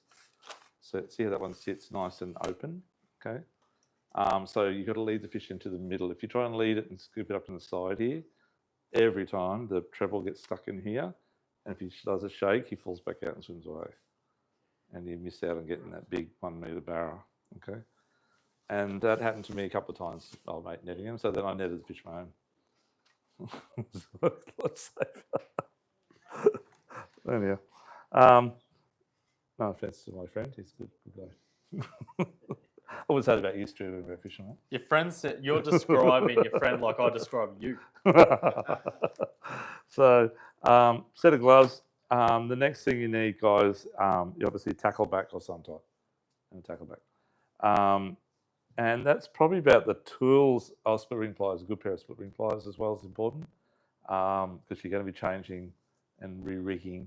And we sat down the Thursday night at my house and actually made up the rigs, all the rigs. And so they're just on jig heads, and then we just applied them to the plastics. Or we had them pre-rigged like those couple that I got. Then if you're going to fish at night time, you need to make sure you got some lighting on your boat. Obviously, your lights have got to work. Now, we've been told that the fisheries and water police are being smashed and monitoring at night time, getting people burning around with no lights on or not having the right lights or whatever, and safety equipment. So make sure you got lights on your boat. Have some sort of, if you don't have any LED lighting in the boat, just have a couple of little lamps. It's enough to get you out of trouble. A spotty if you're going to go venture up the dam. But to be honest, I hadn't been that far up Mondrian before. Many years ago, we went up a bit, but with another guy. No, I can't remember where we went at that time. It was more than 10 years ago. But if you're going to go daytime, you've got to go daytime. We're getting up the back blocks. Make sure you follow the app on your phone or your GPS if you got the old, the new reading, and follow the contours. But watch out for trees that maybe go on the old creek bed, but go that way, so don't go across into the deep. And follow your chart back. So if you're going to come back at night time, you have to go slow until you know it, and follow your lines exactly. Don't go off it because there's so many trees. And I was actually shocked because obviously the guys aren't going to do it, but the guys are just ripping through trees at 35 knots in pitch black. I'm just going, oh my gosh, I was going to hit that tree, you know, and then I'm meow straight past it. A lot of people burn around. But, So they water police, you're saying? Check yeah, water police and I think fisheries have been checking. your nav lights and your white light on as well? Look, if you're travelling, the white light's got to be on. I think your nav lights when you're just trolling. But look, I think that's a stupid. You should have light at the back as well when trolling, you know, or casting even. You should have some light on. But a lot of guys, particularly up in shallow areas, in the casting, don't like to have much way of lights on. And we had a few guys that were casting had no lights on. Does it scare the fish? I think if we fish in that shallow 10 metre stuff, probably yes, it does. Yeah. So yeah, good spotty or some type. Other than that, I think that's about all you really need. Anything else you could take us through? Oh, I think that's about it. Yeah, in tools. Yeah, if you're going to go there too. So, how many guys have been to Mondrian? Sorry, 3 or 4 of you. So the car park there for boat parking's quite aggressive if it's night time and there's a lot of boats out there in the afternoon. So it seems to be you get the local boys that either don't work or they've just got a day off. They'll be out there during the day, and then you get people who obviously maybe knock off early from work, get there about 3 or 4 o'clock, and then about 5:30 it's just packed. It's like the boat ramps full, and you just see guys just leaving from the boat ramp like this, and then so if you get there, if I was going to be doing it, I'd be make sure I'm in the water by 3 o'clock in the afternoon to get a car park.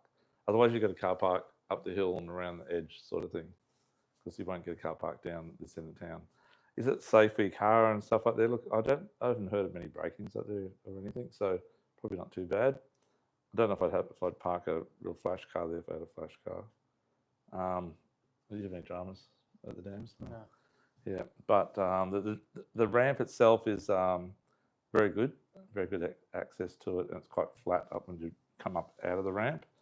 Not very good around the ramp. There's only one little spot to the right. There's a little beach there. There's actually 2 ramps, I think. There's one over near where the huts and stuff are. Yeah. At Mondrian, yeah. Yeah, neither. Yeah, there's one on that side of that little bay. That's right, yeah. Yeah, dirt ramp, that's right. It's not as good as the other ramp. But most people are using the bitumen ramp. Yeah. You can book in up there, guys, at Mondrian in the shacks. There's shacks there as well as tent sites. We couldn't get anything that was booked out. Even the tent sites are booked out. So we stayed at Gin Gin, and it's called the Wild Scotsman Motor Inn. It's really good, like really good. It's comfortable and not too expensive, and very nice people. And I'd recommend that highly. It's 15 minutes from the dam, so it's not far. You come back and have a hot shower and get aircon. It's nice. And the restaurant's even something to eat. But by the time you get back, there's no one open. So it's all closed, except for the roadhouse. That's about it. Wonga Dam. So if you go to Wonga, so Wonga's another hour up the road, 1.5 hours up the road further towards Gladstone. Wonga Dam's also got the same sort of scenario. It's got cabins and camping and stuff like that. Big steep driveway down to the boat ramp in the Wonga. But once you're on the dam, it's quite big, but it's more like that shape, if that makes sense, with a couple of little bays either side. Where Mondrian's a little bit like that at the beginning, but then it branches off and it's like a big jellyfish with tentacles going everywhere. Sort of How many years since I was up there? So you can't just cut camp and just park your boat up on the bank anywhere up there? Look, you're not meant to, I don't think, but a lot of guys sleep on their boat. Yeah, right. Yeah, just stay on the boat. So if you're on a boat at night time, you need to get somewhere out of the back blocks where no one's going to be hitting you, driving over the top of you, and turn all your lights off because the bugs are unbelievable. It's just like Bug City. They're in your ears, your eyes, your nose, your mouth. Is the Wonga fish all right now? Wonga's getting good again, Mark. Yeah, it is. So it's not back to its heyday, but the fish are between 80 and maybe $1.5 metre with the odd really, really big one. Do you have a preference between one? At the moment, I'd say Mondrian 100%. Yeah. The other day was just crazy. I know we didn't get anything. I hooked up a couple of casting, but we didn't. We probably put in. Say we fished for around about 4 hours on the first day and about 9 to about 7. So, but we had lunch, stopped for an hour, whatever. So we fished 10 hours the second day, or 9 hours. So we fished like 14 hours, and we probably cast for about 2.5. That was our ratio to 10 hours of trolling, say, or whatever. And we probably had in total about 26 fish on, or bites, or whatever, for about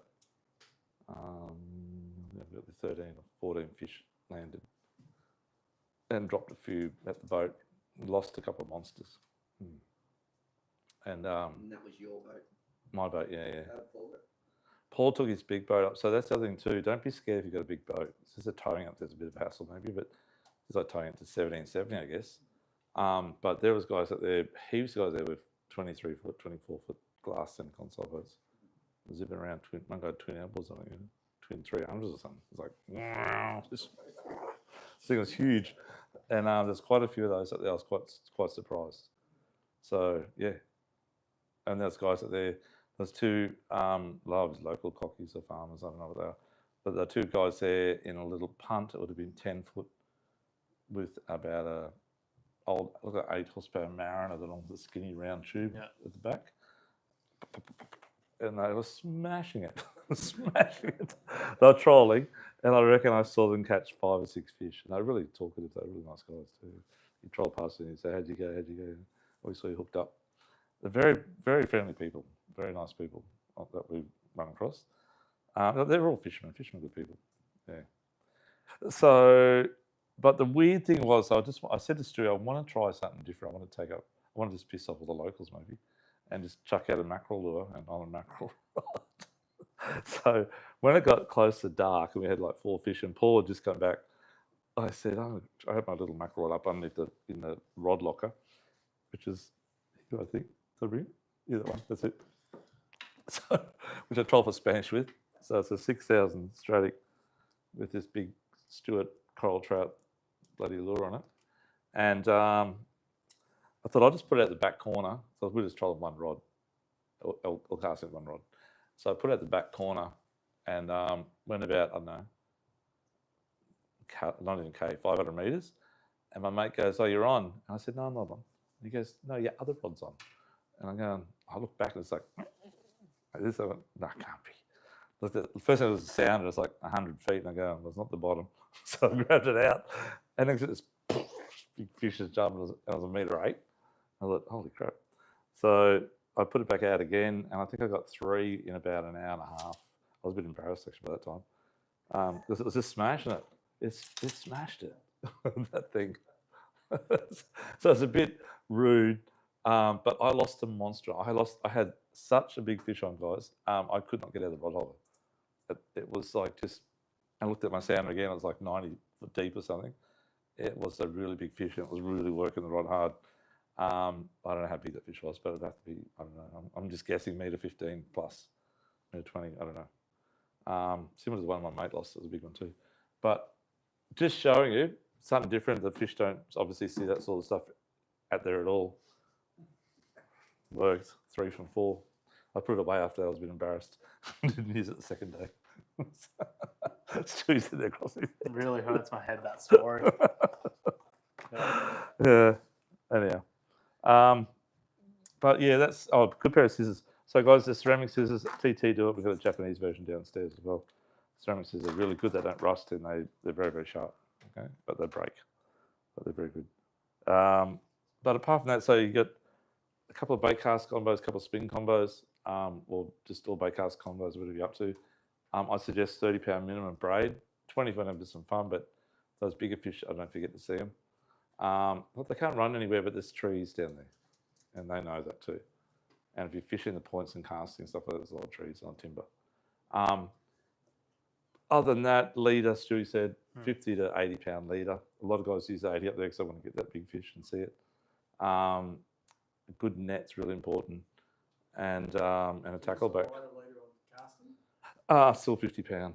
Yeah, 50. Even those little lures, as we were saying before. What size are you using that? Yeah, 50. Yeah, 50. Yeah. 52. Yeah. You just can't take the chance, mate. And they'll be right down their mouth as well. Yeah.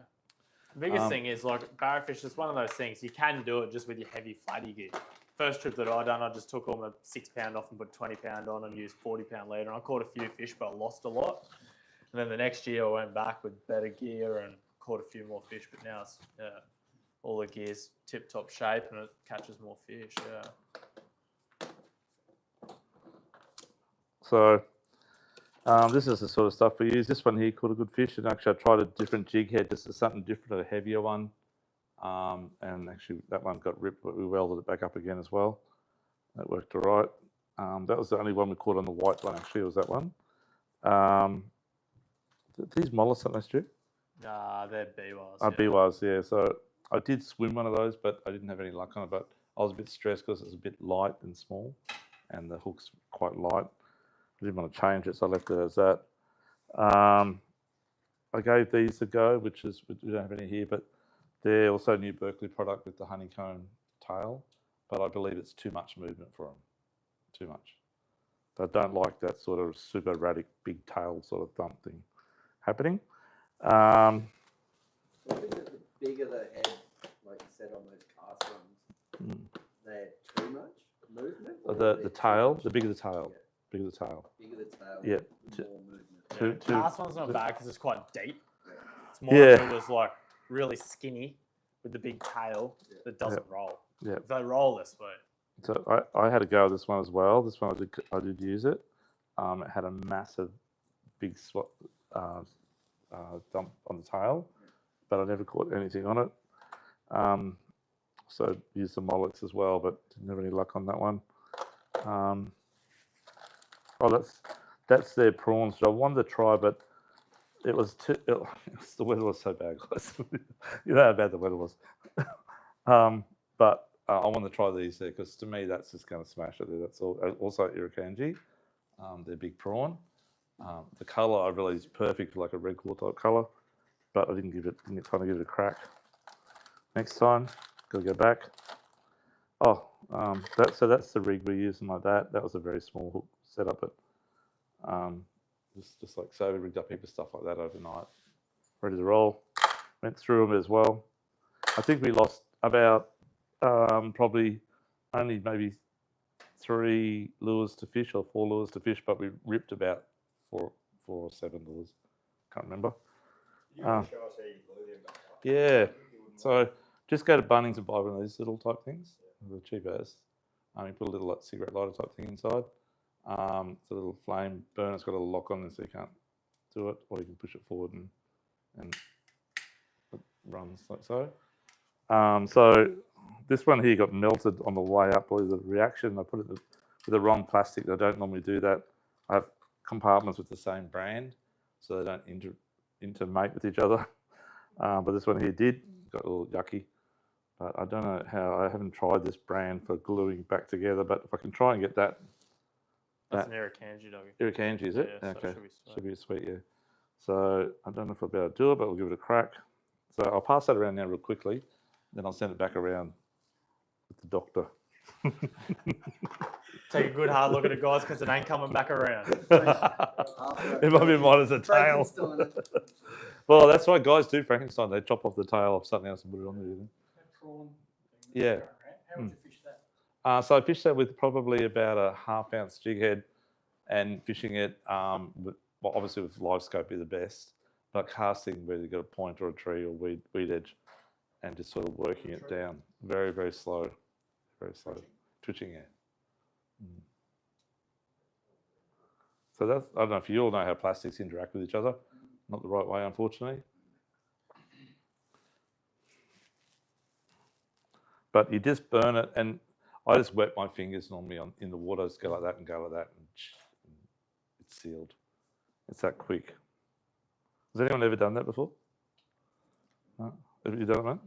Works all right for you? Yeah, I know the small ones, like the Z-Man and stuff. Yeah. I think if you use like little flat, I've never used a flatty one, so I've seen guys do it though, but I reckon I just burn the tail off. The best way to do it is you get a butter knife and you heat the butter knife, Okay. and then as you bring it through the slit, it melts and you just hold it behind it.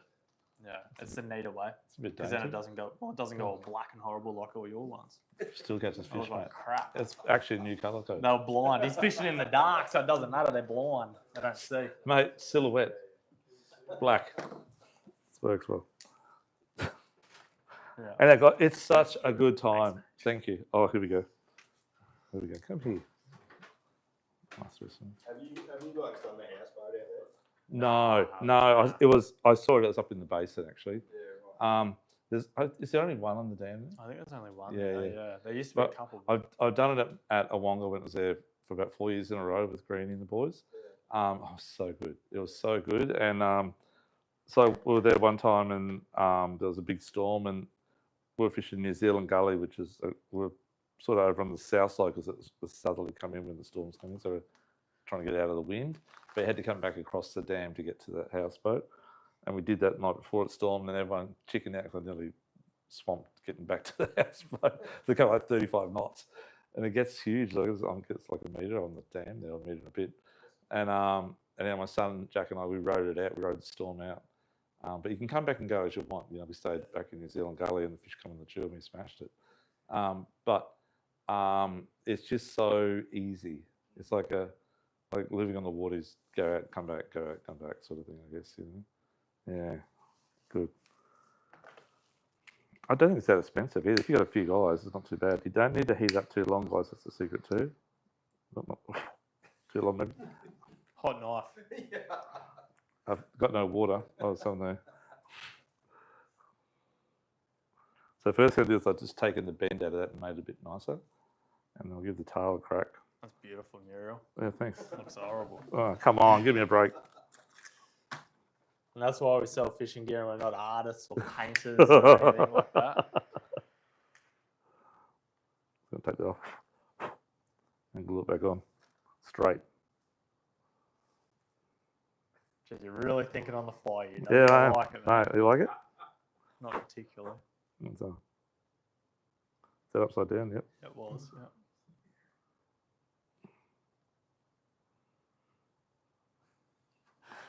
There we go, guys. Look at that masterpiece. Championship. Yeah, it is. It's ready to roll again. Tank test day? Well, I just got to let it go a bit. It's a bit soft at the moment. I'll let it set and I'll pass it back around with confidence. Oops. Not. Shit. I should have let it sit a bit longer. Rewind that, please. But it's an amazing tool and can fix up really bad things on your lures. And when I couldn't find it, it was like I lost my child. It's like, oh.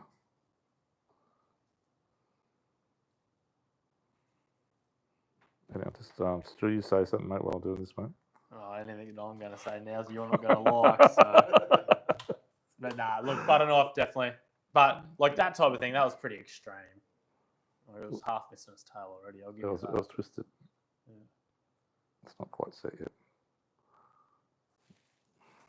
Good custom trim you got. Yeah, I know. Well, Give that little sort of injured bait fish look. that's right. That's exactly right.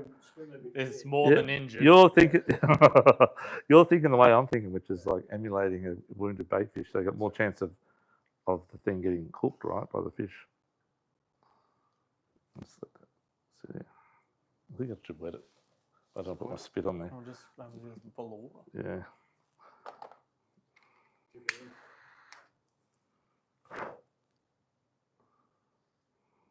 Greeny's been doing this forever. I saw him do it 10 years ago, but I never ever got into the fad. To me, it was easy to grab it off the You're shelf. just thinking about it. Tackle shop. That's right, yeah. A medical degree though. Yeah. That's right, yeah. Yeah, that's right. If you started practicing 10 years ago, tonight would have probably been a bit smoother. Yeah. Now we put this water.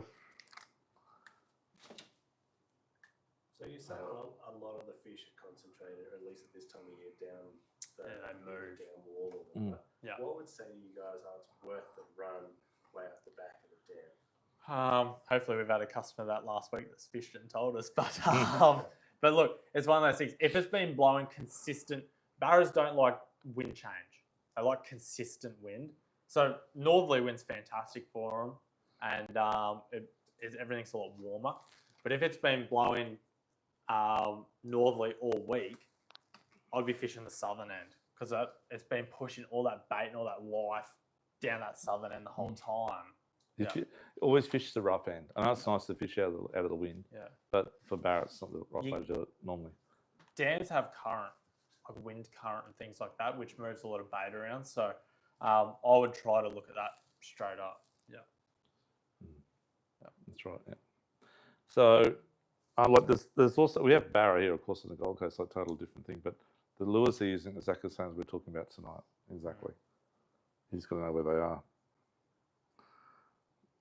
Anyhow, that's makeshift, guys. But like to me, that would maybe still work. I'd probably throw it in the bin, but still a little bit kinky.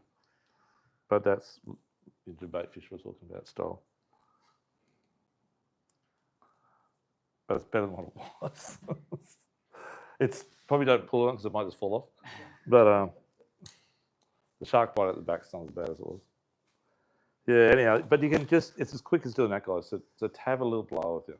Because as I was saying, that green lure, wherever it's gone, down the back there somewhere, got ripped apart and it caught probably 6 fish, that one lure. That's only had the one lure in one colour. That was it.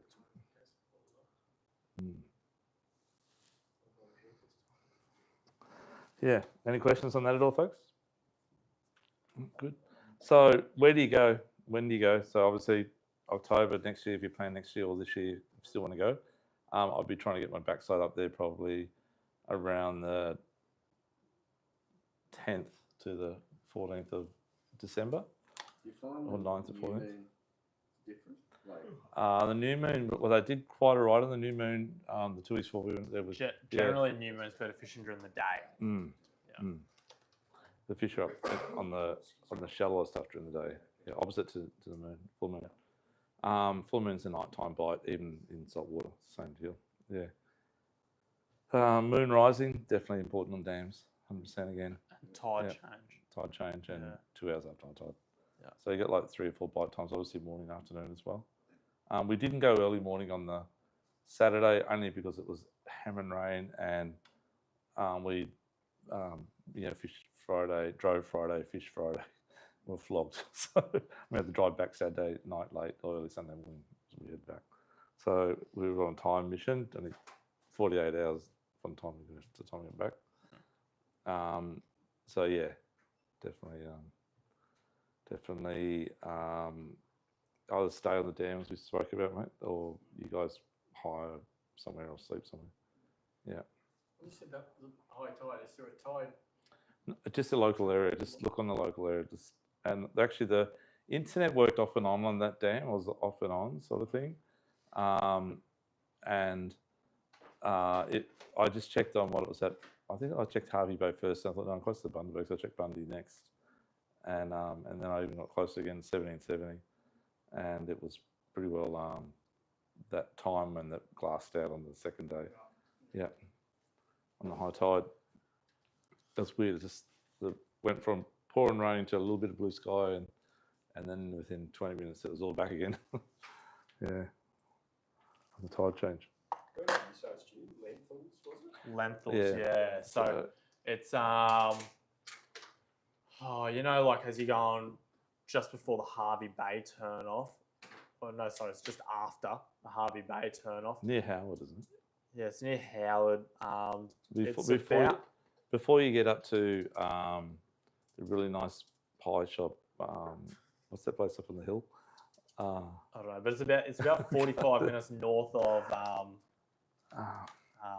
where's that place? You're as bad as me. Near the pie shop. That's right. Maryborough. They're the best pies. Maryborough, yeah. Oh, Maryborough, that's right. Yeah. Yeah. It's a shit road. It's a logging road in.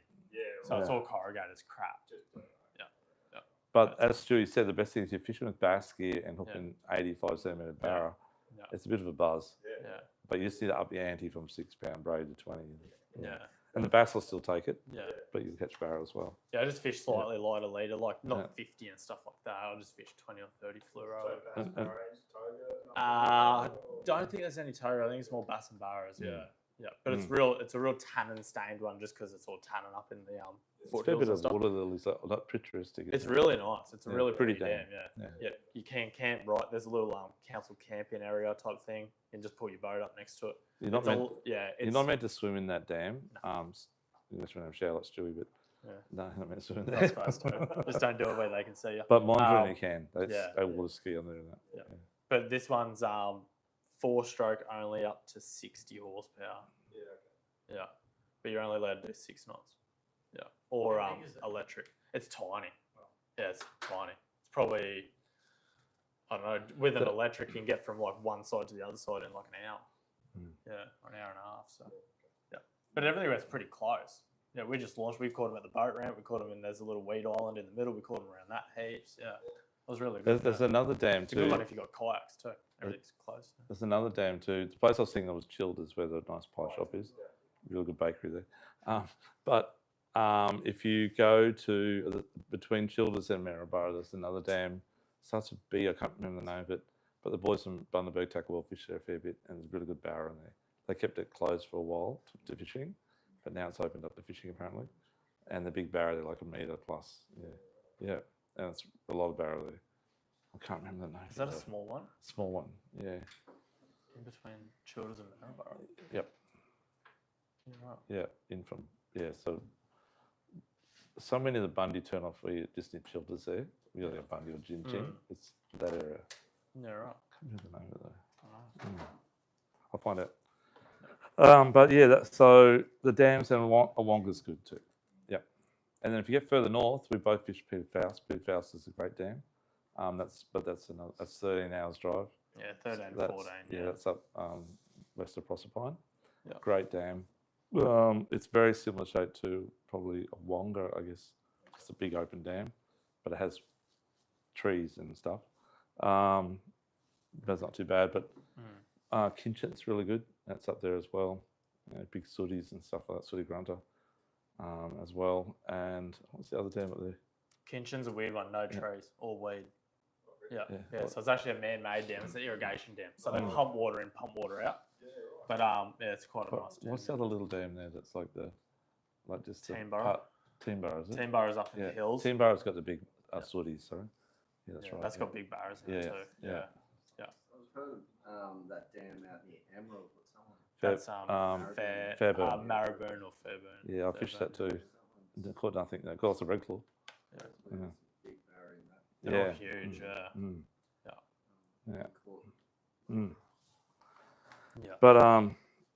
But for those of you who haven't done it yet, when you do it and you catch fish, you just want to go back.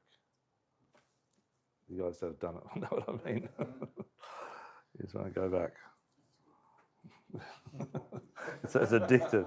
And if you go to the territory, well, that's even, you get a lot more numbers. You don't get as many big fish, but you get a lot more numbers. But that's even as addictive. But the trouble is that's very expensive. Yeah. And as we were saying the other day, we're surprised only this many people turned up because it's only 5 hours up the road.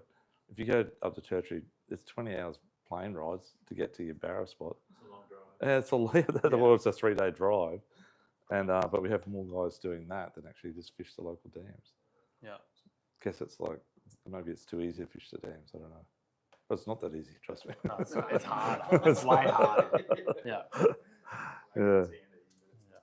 Well, anyhow. So if you're fishing and it is a grind, what's your go-to methods to improve the downside? Trolling would be the first one if you're casting. Go trolling, but just watch what other people are doing as well. Watch what they're doing. Try and see the lure they're using, the colour they're using. No, don't pack bananas. No, binoculars. Oh yeah, pack binoculars. Yes, leave the bananas, take binoculars. But look, it's a good time.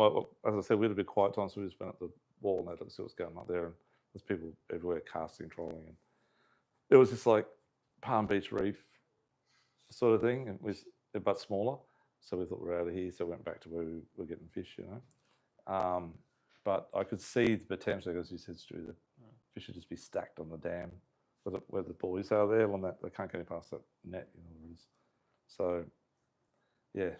But if you up the back blocks, obviously say around about if you go there and say August is a bit cooler, or maybe April, May when it's sort of they're all going back up there, then you spend more time up the back blocks, I dare say, and people will be spread out everywhere then, so it wouldn't be too bad, but there won't be as many people either. Yeah. So you can catch fish all year. I would say all year, but winter's a bit slow. Right. They go deep and just sort of shut down. They go quiet. They're like bears. They just sort of don't do much in winter, do they? A bit like jacks. Jacks just disappear and all of a sudden they turn back up again. So that you're obviously talking about the lead up to the full moon, but the new moon as well during the daytime. Yeah, correct. How does that compare to the full moon? Not as good. Yeah. I'd say double the fish on the full moon, but more afternoon and nighttime fishing. But there'd be fewer people there. Yeah. During the new moon, yeah. So Colin, the guy we spoke to, the local guru guy, he said that he was out the day before us. There was not as many storms around. It was very humid. and he caught 11 fish during the day on his own, and the biggest was metre 18 or metre 15. And he was casting and trolling, caught them both ways. Yeah, but as soon as those storms started rolling, when we ride, he just says it's common knowledge that they just switch off on the casting a fair bit. So you want to catch him and troll. So we did that straight up. Yeah. But Stu and I love casting. I love casting. Yeah. You love casting too. But you could do what you do, as I said. You do what you do. Yeah. It's still good fun to catch them. Once you hook them, it's the same fish, right? Just the hookup rate's different. You tell yourself that, Dougie. I do, It's good, actually. mate. Whatever makes you sleep. Nah, look, at the end of the day, you're putting fish in the boat, but Yeah. it's definitely more enjoyable ways than trolling around. Yeah, it's a pretty good feeling though when you drive the boat and the arm nearly gets ripped off. It's quite aggressive. Yeah. And they fight so well, especially around the boat. They fight so hard. Like one old mate, we got to meet. It took him 20 minutes to get it in. They ran out of his phone. Nearly ran out of battery videoing. But yeah, it's good. Yeah, take GoPro if you want or something like that. Yep. And that's the other thing too, that they do RBTs on the dam too. So be careful what you drink. And I doubt there's a fair bit of drinking goes on. Our boat was pretty sober. Especially if you're trolling. Yeah. Yeah. Okay, so I think that's about covered it. Oh, one thing too, guys, just on your trail, make sure your trailers all sound. Really important. So just check your bearings, mate, because I've done bearings at dams. I remember one time we were up at, we're staying at 1770 and it's too rough to go ashore, so I towed my boat up to a wonga and we fished a wonga, and then we come back about 8 o'clock at night, and from Gin Gin where it meets the turn-off in to go into 77, if you've ever been there, on that road. I looked at the back and my wheels were on fire, one wheel's on fire, and there was this metal to metal. It was very bright, actually, it was glowing. So I had to organise to get it all fixed at that time of the night. It was very difficult. So check your bearings, check your trailer, check your lights, and have good straps on your boat too. Tie down straps. And put a prop thing on your like a prop thing on your thing to give it pitch up the arse at night time. Don't use a gaff unless you want to keep it and eat it. You can gaff. I wouldn't gaff it. I think that's about it. Yeah. Okay, but a big net's really important. Big open net. Okay, the ones with we used the knot, like a normal knotted type one, and the hooks are forever getting caught in there, and I ended up cutting holes in my net to cut the hooks out, because trying to get the lure back out there again, because the only colour we had. So the net sacrificed, so then I just got zip ties and just zipped up the net a couple of spots. It worked all right. So you can improvise. Take zip ties with you. Okay, yeah, that's it. So that's about it, I think. No other questions at all, guys? Everyone's ready to roll? Okay, cool, good. Thank you. Okay, Stewie, got the draw. So you guys got good chances tonight. And it's the same amount, about $1,300 for the gear. So hopefully you guys might do all right. Okay. Should I just pass those tickets, Dougie? Yeah, mate. Sort it out. So first prize tonight, it's going to be a good prize. It won't be that though. But it is a bait jig rod. There's so much bait on that dam, guys. On all the dams. And a wonga, you know, mate. If any guys fished a wonga besides this gentleman, what's your name? Sorry, mate, again. Nathan, that's right.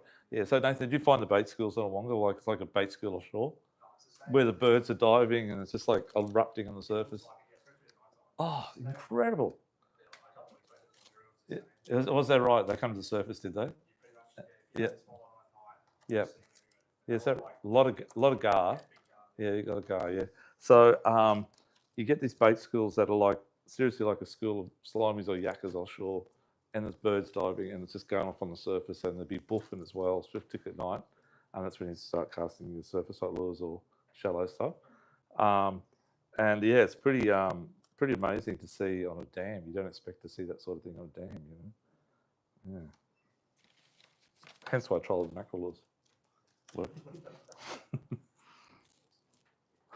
I'm So- missing numbers. We're missing numbers, are we? Yeah. Oh. We can get the gentleman to sit in the chair. We'll turn it off.